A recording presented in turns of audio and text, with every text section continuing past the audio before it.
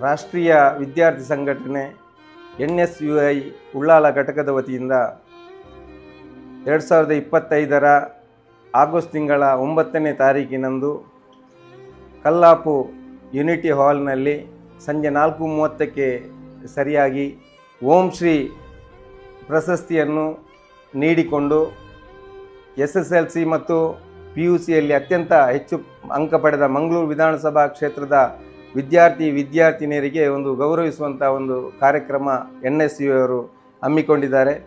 ಇದು ಒಂದು ಅತ್ಯುತ್ತಮವಾದಂಥ ಒಂದು ಕಾರ್ಯಕ್ರಮ, ಮಾದರಿ ಕಾರ್ಯಕ್ರಮ.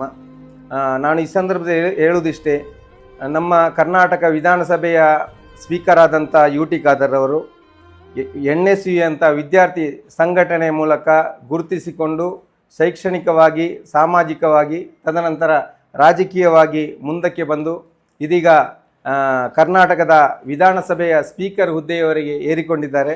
ಇದು NSUIಯಲ್ಲಿ ಕೆಲಸ ಮಾಡಿದಂಥ ಒಂದು ವಿದ್ಯಾರ್ಥಿಗಳಿಗೆ ಒಂದು ಮಾದರಿ ಯಾರಂತ ಹೇಳಿದರೆ UT ಖಾದರ್ ಅವರು.